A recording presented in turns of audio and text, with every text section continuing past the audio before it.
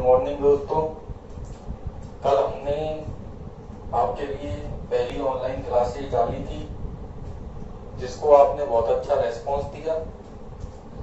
इससे हमें खुशी हुई है। हमें ये समझ में आया है कि आप भी अपनी पढ़ाई को लेकर काफी सीरियस हो। कल कुछ बच्चों ने सिलेबस को लेकर अपनी परेशानी बताई थी कि सर सिलेबस क्या होगा। तो ये तो मैं आपको क्लियर बताना चाहता हूँ कि संभवतः जो माध्यमिक शिक्षा बोर्ड राजस्थान है वो सिलेबस में 30% तक कटौती करेगा, लेकिन वो कटौती कौन से चैप्टर की होगी ये अभी तक फिक्स नहीं है। सिलेबस को लेकर आपको बहुत ज्यादा सोचने की जरूरत नहीं है। जो भी कटौती होगी हम उसके अकॉर्डिंग ही आगे अपने सिलेबस को पढ़ेंगे। लेकिन जो टॉपिक आपको अभी स्टार्ट करवाया गया है प्रकाश, जो आपका चैप्टर 9 है प्रकाश, उसके कटने की संभावना बहुत कम है। यदि आपके सिलेबस में कटौती होती है तो आपका प्रकाश वाला चैप्टर नहीं कटेगा। इसलिए आप इस चैप्टर को लगातार पढ़ते रहिए। आगे जो सिलेबस होगा हम उसके अकॉर्डिंग ही अपने सिलेबस को आगे बढ़ाएंगे। तो कल हमने पढ़ा था प्रकाश का परावर्तन और परावर्तन के प्रकार।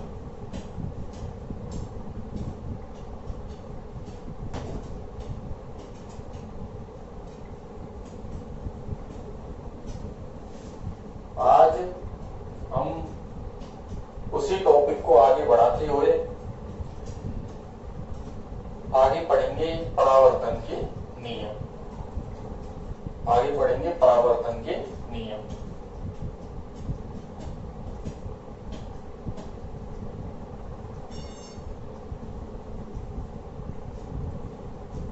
Rules of reflection.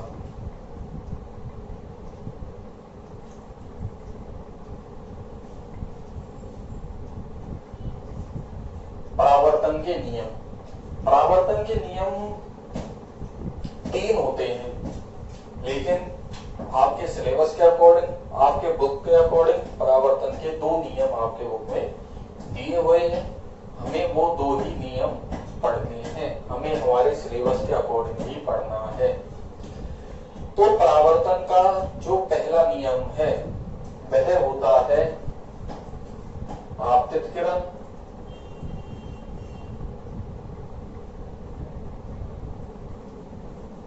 परावर्तित किरण,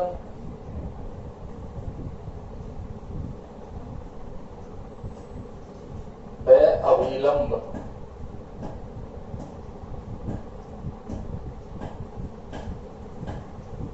तीनों एक ही तल में होते हैं।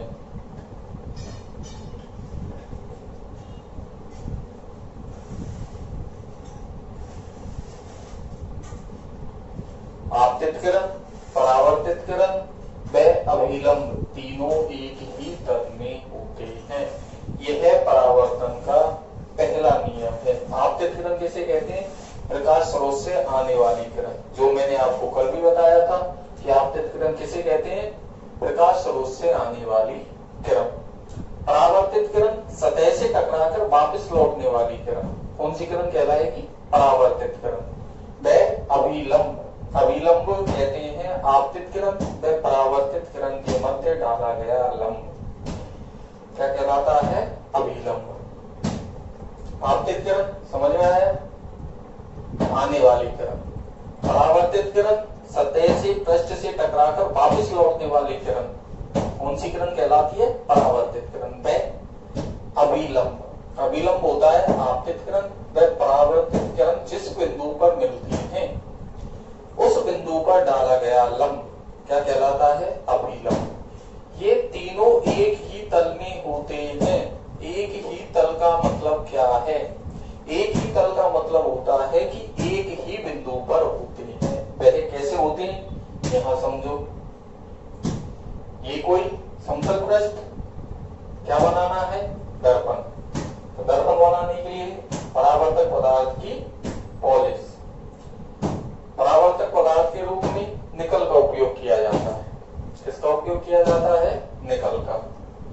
तो दर्पण परावर्तक पदार्थ के रूप में निकल का उपयोग किया जाता है, सिल्वर या निकल। आपतित किरण, आने वाली किरण, ये प्रकाश स्रोत से प्रकाश की किरण आई। परावर्तित किरण, सतह से टकराकर वापस जाने वाली किरण। ये एरो यहाँ इस बात को व्यक्त करती है कि यह किरण प्रकाश स्रोत से आ रही है। कल भी मैंने बताया था प्रकाश स्रोत कुछ भी हो सकता है, सूर्य हो सकता है, बल्ब हो सकता है, एलईडी बल्ब हो सकते हैं, सीएफएल हो सकती है, और भी जो कोई स्रोत है, कोई भी स्रोत हो सकता है, उससे आने वाली किरण आपतित किरण। ये एरो तीर ये दर्शा रहा है कि ये किरण प्रकाश स्रोत से सतह पर आ रही है। सतह से टकराकर वापस जाने वाली किरण, यह किरण सतह से टकराकर वापस जा रही है। ये एरो इस बात को व्यक्त करता है कि यह किरण सतह से टकराकर वापस जा रही है। तो यह किरण कौन सी? परावर्तित किरण। और अभिलंब मैंने बताया तुम्हें, आपतित किरण व परावर्तित किरण जिस बिंदु पर मिलती हैं, इस बिंदु पर मिल रही हैं, इस बिंदु पर डाला गया लंब क्या कहलाता है? अभिलंब। तो आपतित किरण प्रकाश स्रोत से आने वाली किरण,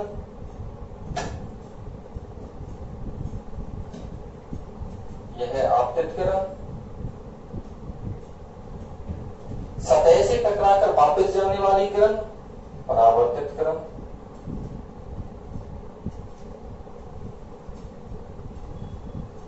और आपतित किरण व परावर्तित किरण के मध्य डाला गया लंब क्या कहलाता है? अभिलंब। क्या कहलाएगा? अभिलंब। तो आपतित किरण, आने वाली किरण, परावर्तित किरण, जाने वाली किरण, और दोनों किरणें जिस बिंदु पर मिलती हैं उस बिंदु पर डाला गया लंब क्या कहलाता है? अभिलंब। ये तो तीनों बात हो गई कि आपतित किरण किसे कहते हैं, परावर्तित किरण किसे कहते हैं और अभिलंब किसे कहते हैं। लेकिन नियम क्या कह रहा है? नियम बोल रहा है आपतित किरण, परावर्तित किरण व अभिलंब तीनों एक ही तल में होते हैं। नियम के अकॉर्डिंग ये तीनों कहां होंगे? एक ही तल। एक ही तल का मतलब है एक ही बिंदु पर। अब जिस बिंदु पर प्रकाश की किरण आपतित हुई है उसी बिंदु से वह वापस लौटेगी। जिस बिंदु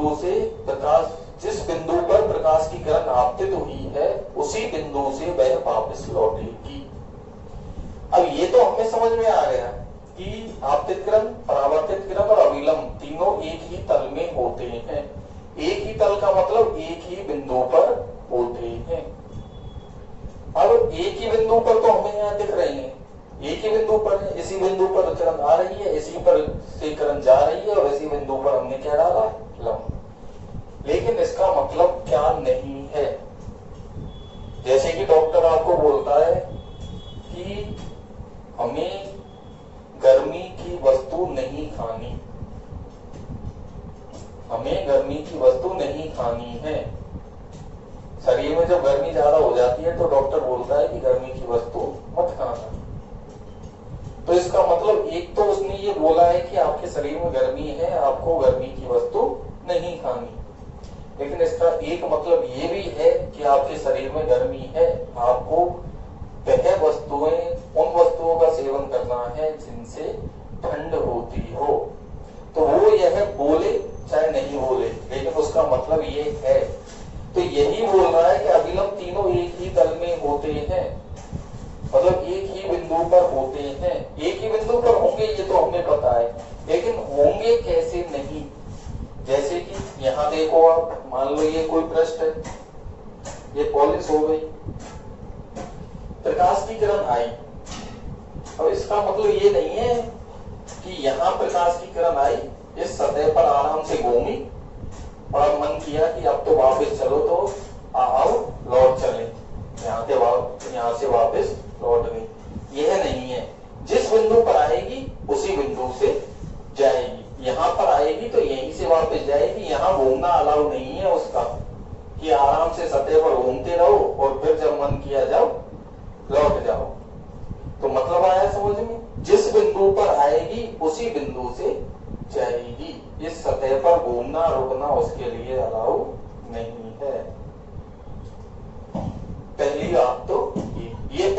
नियम है कि आपतित किरण, परावर्तित किरण व अभिलंब तीनों एक ही तल में होते हैं। एक ही तल मतलब एक ही बिंदु पर होते हैं। तो आपतित किरण आपके समझ में आ गई, आने वाली किरण, परावर्तित किरण समझ में आ गई, वापस लौटने वाली किरण, अभिलंब समझ में आ गया। दोनों किरणें जिस बिंदु पर मिलती हैं उस पर डाला गया लंब क्या कहलाता है? अभिलंब। पहला नियम क्लियर। चलो आगे आते हैं दूसरे नियम। परावर्तन का दूसरा नियम कहता है आपतन कोण।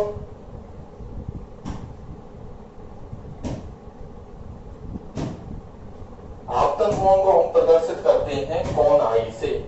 यह कोण का निशान है, कोण आई। वह परावर्तन कोण।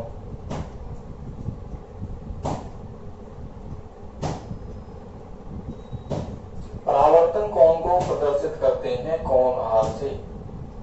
सदैव बराबर होते हैं।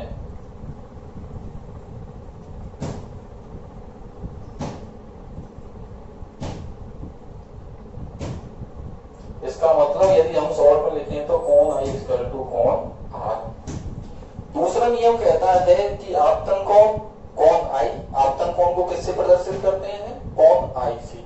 वह परावर्तन कोण, कोण आर, परावर्तन कोण को किससे प्रदर्शित करते हैं? कोण आर से सदैव बराबर होते हैं। इसका मतलब बराबर का मतलब हम कह सकते हैं कि कोण आई इक्वल टू कोण आर। आपतन कोण और परावर्तन कोण सदैव बराबर होते हैं। अब आपतन कोण किसे कहते हैं और परावर्तन कोण किसे कहते हैं, तो यहां समझेंगे हम डायग्राम में। यहां पर आओ, आपतित किरण व अभिलंब के मध्य बना कोण क्या कहलाता है? आपतन कोण। कौन सा कोण? आपतित किरण और अभिलंब के मध्य बना कोण कौन सा कोण कहलाता है? आपतन कोण। ठीक है, कोण आई। परावर्तित किरण व अभिलंब के मध्य बना कोण, यह कोण कौन सा कहलाएगा? कोण आर। बात समझ में आई? आपतित किरण और अभिलंब के मध्य बना कोण आपतन कोण। परावर्तित किरण व अभिलंब के मध्य बना कोण परावर्तन कोण। कोण आई व कोण आर। यहां मैं लिख देता हूं आपतन कोण और यह है परावर्तन कोण।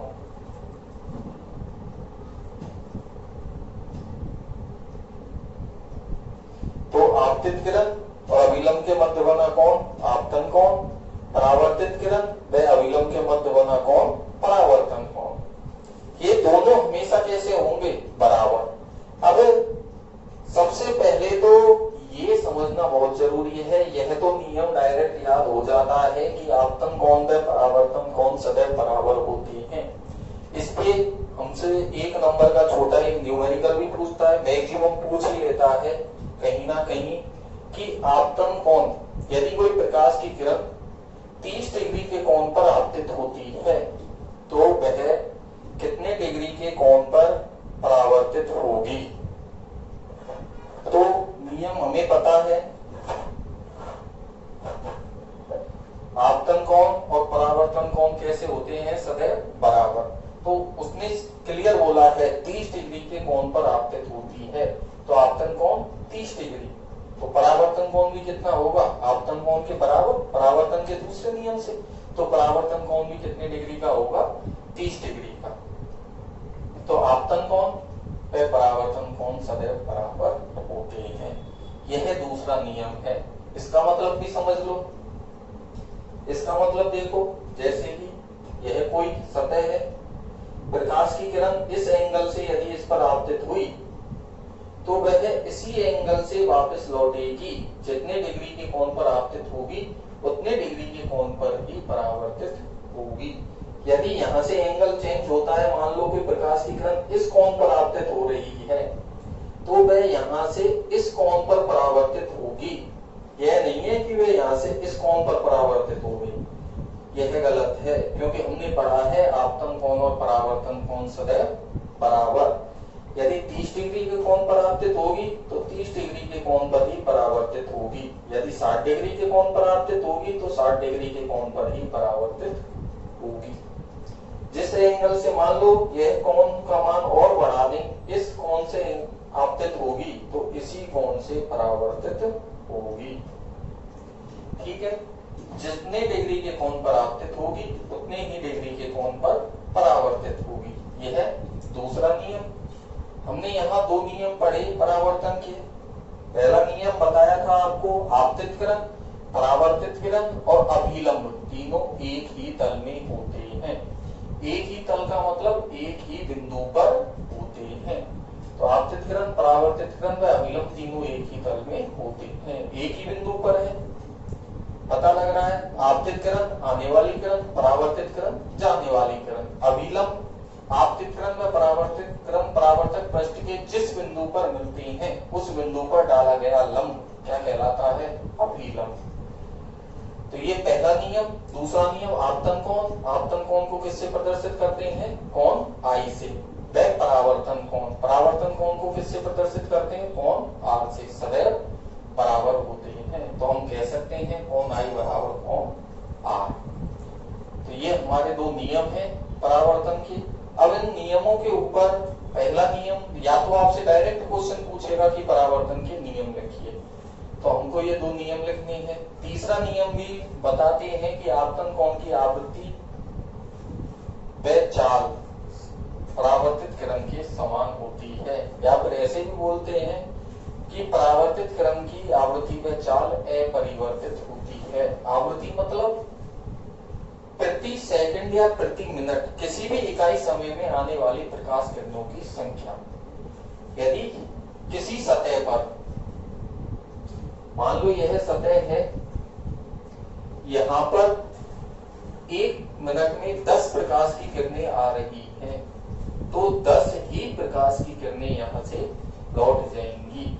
ऐसा संभव नहीं है कि 10 प्रकाश की किरणें आई और उनमें से 9 लौट गई और एक यहीं रुक गई। जितनी प्रकाश की किरणें आएंगी उतनी ही प्रकाश की किरणें वापस जाएंगी। अगला नियम बोलते हैं कि चाल अपरिवर्तित रहती है। तो चाल मतलब मान लो 30 किलोमीटर प्रति घंटे से आई तो 30 किलोमीटर प्रति घंटे से ही जाएगी। जितनी चाल से, जितनी स्पीड से वह आएगी उतने ही चाल से जाएगी। तो वह आपको याद नहीं रखना, आपको सिर्फ दो नियम याद रखने हैं। आपतित किरण, परावर्तित किरण व अभिलंब तीनों एक ही तल में होते हैं। और दूसरा आपतन कोण व परावर्तन कोण सदैव बराबर होते हैं। यह है परावर्तन के नियम। अब परावर्तन के इस नियम के ऊपर हमसे न्यूमेरिकल कैसे पूछेगा? जो यह दूसरा नियम है, आपतन कोण व परावर्तन कोण सदैव बराबर होते हैं, तो इसके ऊपर मैं आपको कुछ न्यूमेरिकल समझाने वाला हूं। न्यूमेरिकल हमसे कैसे पूछेगा तो वह देखो। एक तो मैंने अभी बताया था, एक लाइन का छोटा न्यूमेरिकल डायरेक्ट पूछ सकता है कि यदि कोई प्रकाश की किरण 30 डिग्री के कोण पर आपतित होती है तो कितने डिग्री के कोण पर परावर्तित होगी। तो हमें पता होना चाहिए कि आपतन कोण और परावर्तन कोण सदैव बराबर होते हैं। यह परावर्तन का नियम बोलता है कि आपतन कोण और परावर्तन कोण सदैव बराबर होते हैं। तो जितने डिग्री के कोण पर आएगी उतने ही डिग्री के कोण पर जाएगी।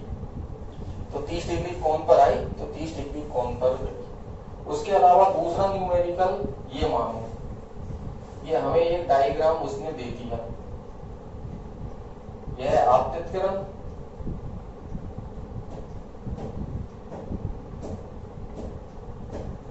यह है परावर्तित किरण और यह है अभिलंब। अब उसमें इसमें हमको दे दिया यह कोण कितने का? 60 डिग्री का। उसने पूछा है हमसे परावर्तन कोण का मान ज्ञात कीजिए। परावर्तन कोण पूछ लिया, तो अब हम कैसे ज्ञात करेंगे परावर्तन कोण का मान कितना है? यहां से वही परावर्तन का नियम लागू होगा कि आपतन कोण में परावर्तन कोण सदैव बराबर होते हैं। तो देखो यह कोण, मैं यह पूरा कोण ले रहा हूं, यह अभिलंब से लेकर यह पूरा कोण कितने डिग्री का? यह कंप्लीट कोण 90 डिग्री। और यह वाला कोण उसने कितने का दिया है हमें? 60 डिग्री। तो 90 में से 60 गए तो यह कोण कितने का बच गया? 30 डिग्री। कितने का बच गया, यह कोण 30 डिग्री। और हम जानते हैं आपतित किरण का अभिलंब के मध्य बना कोण आपतन कोण। आपतन कोण कितने का 30 डिग्री का। तो हम परावर्तन के नियम से यह भी जानते हैं कि आपतन कोण और परावर्तन कोण सदैव बराबर होते हैं। तो परावर्तन कोण भी कितने का होगा 30 डिग्री का। आई बात समझ में। यह अभिलंब और यह कोण 90 डिग्री, यह कोण हमें 60 डिग्री का देख ही रखा है। तो यह वाला कोण 90 में से 60 गए तो 30 डिग्री का बचेगा। आपतित किरण अभिलंब के मध्य बना कोण आपतन कोण के बराबर ही परावर्तन कोण। तो परावर्तन कोण भी कितने का हुआ 30 डिग्री। इससे आगे हम अगली वीडियो में पढ़ेंगे। धन्यवाद।